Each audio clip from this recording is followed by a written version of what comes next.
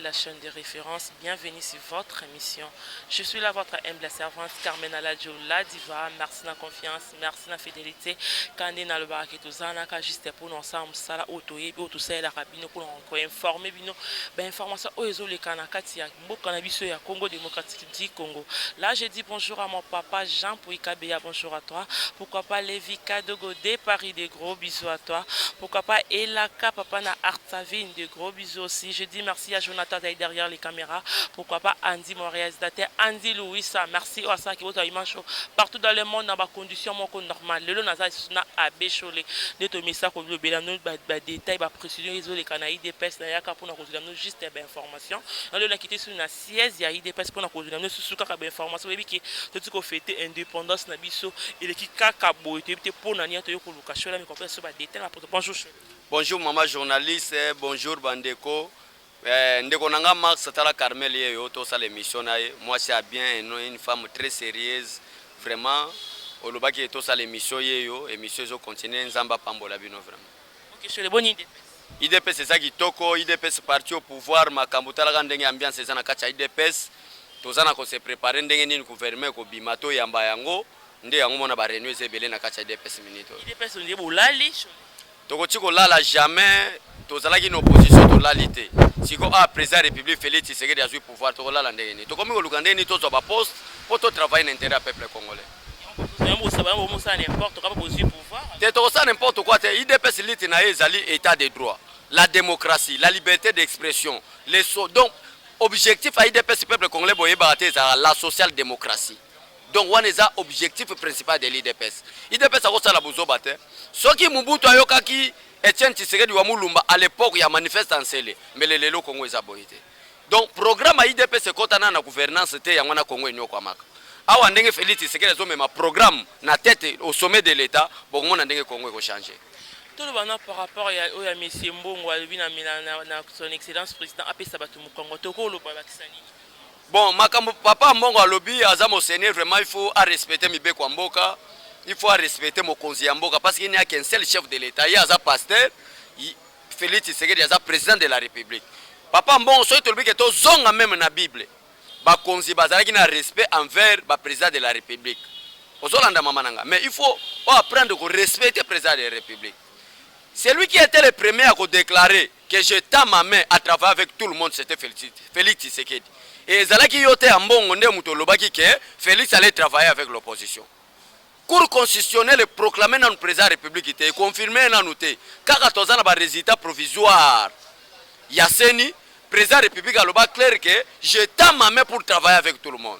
Et ça qui Fridolin ambongo nde mutatinda président lobate et lelo ambongo azoya pour abima conseiller président de la République a yebise que président de la République kopesa mu Congo na opposition te. Quelle opposition? Est-ce que Jean-Pierre Bemba est un opposant?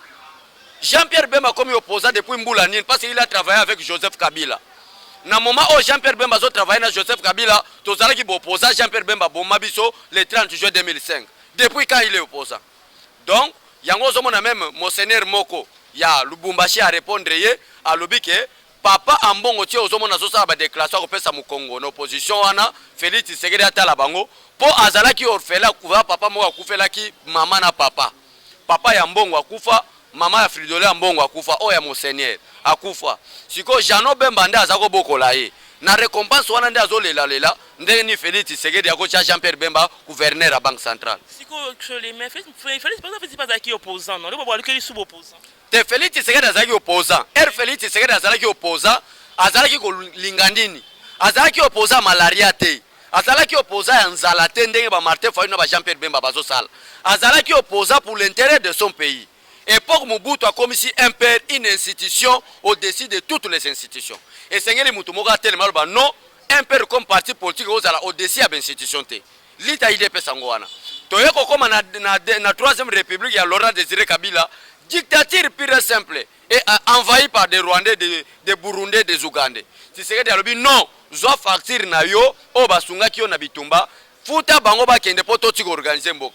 Laurent Désiré Kabila yo quitté. Et comme il a au moins Joseph Kabila oyo, nde toyoko comprendre qu'il n'était pas notre frère. Il faut te bouter dehors.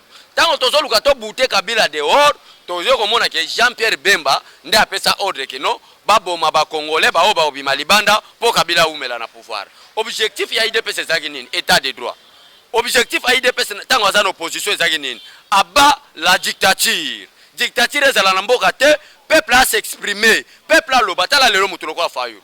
N'epoko ya Mobutu, Fayulu ko benga président république marionnette. Mutu lokwa Fayulu depuis quand mama yo za journaliste yo ka Fayulu loba mabe ya Kabila. Basolo ba mabe ya Kabila ya Félix po ba yebi ke Félix aza bien éduqué. Donc les gens ba mal éduqué na ba bien éduqué. Et Martin Fayulu qui contre Kabila, Bazaki bon surtout dans quatre opposition. Si Azalaki contre Kabila déclaration ni na mabe o mona loba contre Kabila. Ata Azalaki. Martin Fayulu Azalaki une opposition te, mais Martin Fayulu Azalaki agent renseignement pour détruire l'IDPS. Mission yango ekokisami na Genève. Mwana oh mama Carmel parmi les opposants nyonso bazako so na IDP na Tshisekedi wa Mulumba. Tokotanga lokola bolenga nkoi. Tokotanga lokola balisanga bonganga. Batu wana nyonso tango bazoya na ndako ya Tshisekedi azako lamuka te.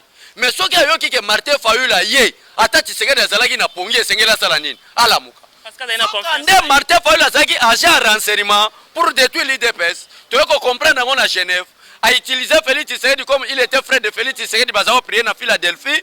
À cause que nous n'avons pas de frère, nous avons na chambre Félix na sala n'importe quoi. Un marionnette comme Martin Fayulu. Oh, nous avons pas soupçonné ba massa na Sénégal balubi kazaki Kadhafi na Sénégal. Azako teka pétrole.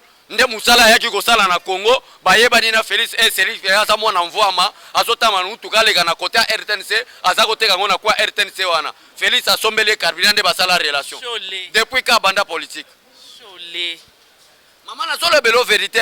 Tozala na bolingo mboka na biso na moment oh commune alimete babengi yango commune des évolués commune a Gombe babengi yango commune des évolués mama po papa na bino azala kuna o mona même yo za mona salongo tuna papa na bino nani akoko zala na salongo c'est pas n'importe qui baseri wana ba Martin Fayulu bazala ba kota Madagascar basoke ne ozo pétrole ba yoteka na kota Sénégal et lelo Martin Fayulu alinga se faire opposant nde biso tolobi Martin Fayulu n'est pas opposant et opposition pe na Congo esili ba parlementaire de bunde baza opposant président Félix Tshisekedi.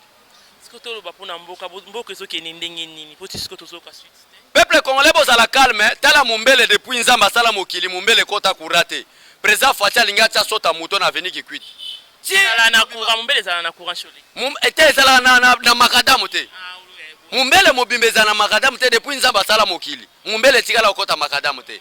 Mais président république alobike mumbele na limite résidentiel eza na makadamu. Mais mumbele ndeni ba poto ba nie ba nini. Natira bango ba caniveau na tia makadamu tala lelo ki kwiti mama zwa tembe journal cameraman na biso azato kitina ye otali ki kwiti babandi déjà ko tia ba caniveau lembe beba ki komako bima sur la poubelle mais Félix Albina ofina parfum kende lemba lelo na ko ki somo ngaki no na lukatanda kuna lemba menana opesa ngambonga kende lemba po kala tete sozo musala o to kende ko zo banda ko wana ozolanda mama comprendre parce que mboka to tambula kana banzia to venda banzala to liate to tambula depuis mercredi passé maman Carmel Fatia a lancé opération sociale d'abord.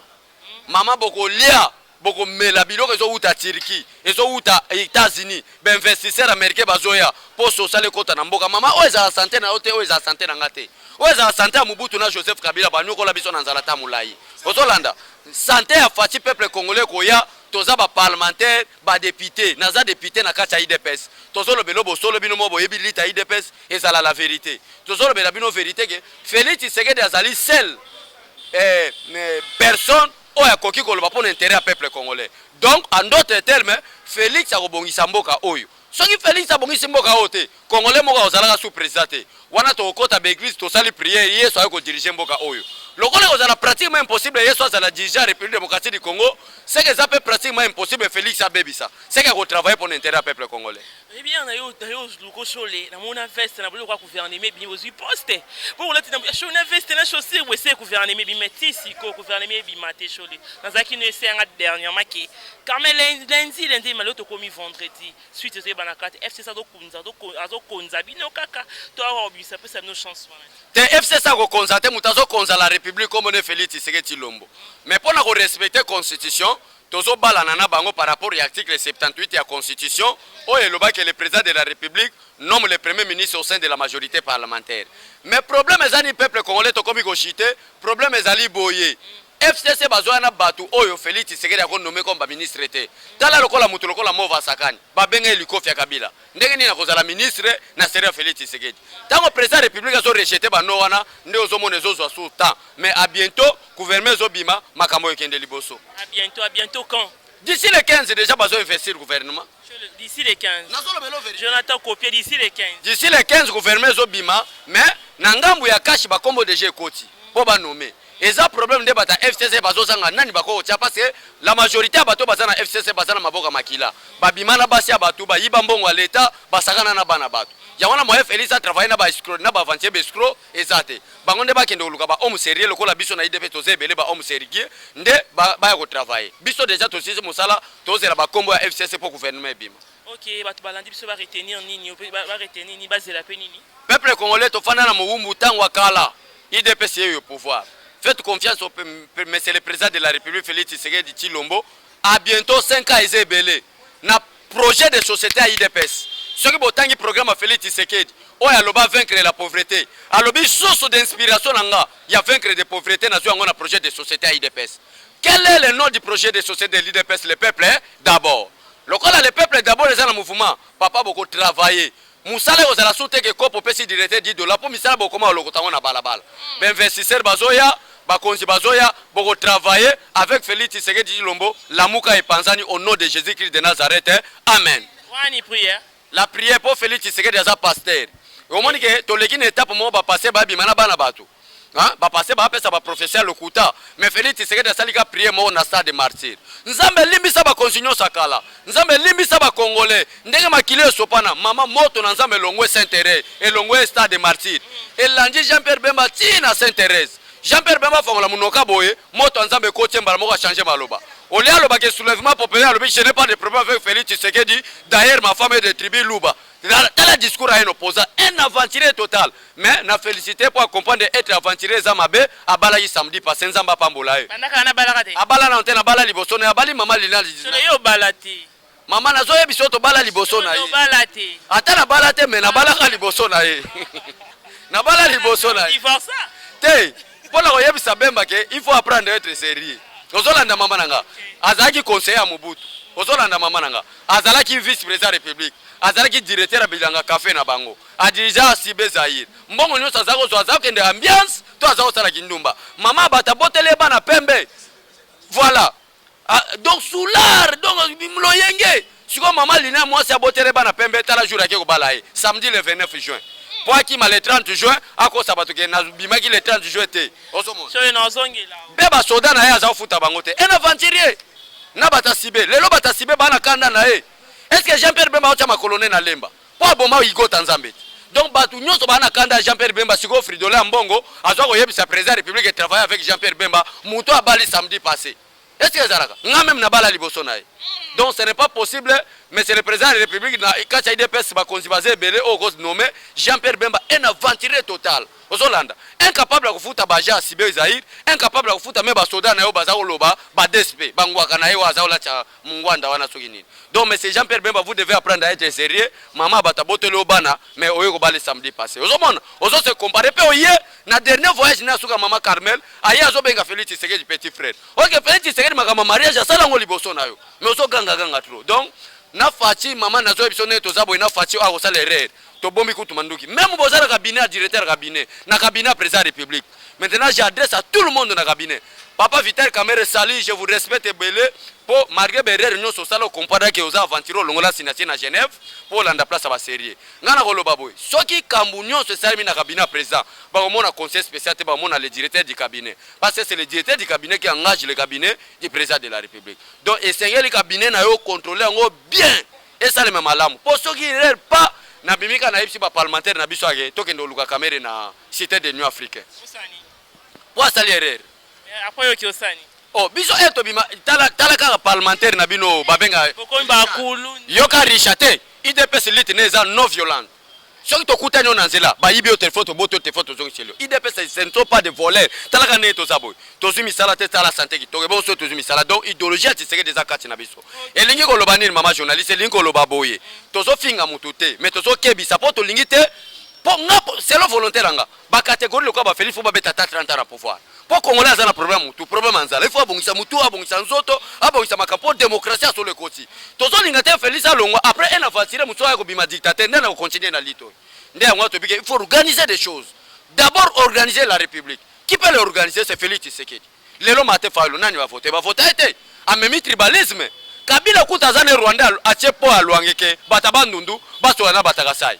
Mais Martin Fayulu soit disant mutabandundu ponga mona za muta territoire idiofa na sika on mona village na été. Azui mira tia lobike bandundu ngamu na bino kasai ngamu na bino. Et c'est quel batlo kwa biso to to buka mira wato yibisa batabandundu ke aza sénégalais. C'est pas un problème. Merci bon, c'est une mission position, tout ça, libanga ba olobake. Numéro à contact. Tout ça, ba musicien, tout ça, ba politicien.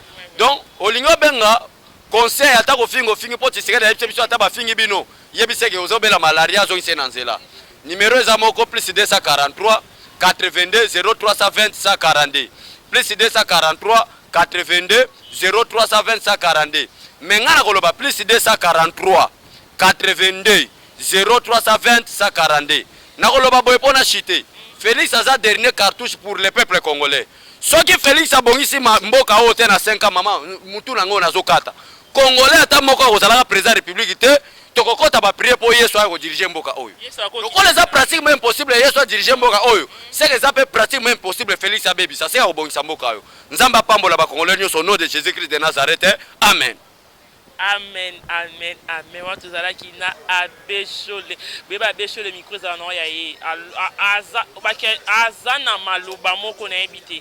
Mais to kangi to image to bombango to c'est la presse 5 ans biboma c'est mboke bongité. Là j'ai dit merci à Jonathan qui est derrière la caméra. Pourquoi pas Andy Louis mon réalisateur privé.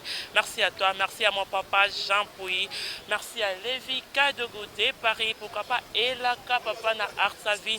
Des gros bisous. Quant à moi, comme on se voit, c'est un nouveau numéro. Bye.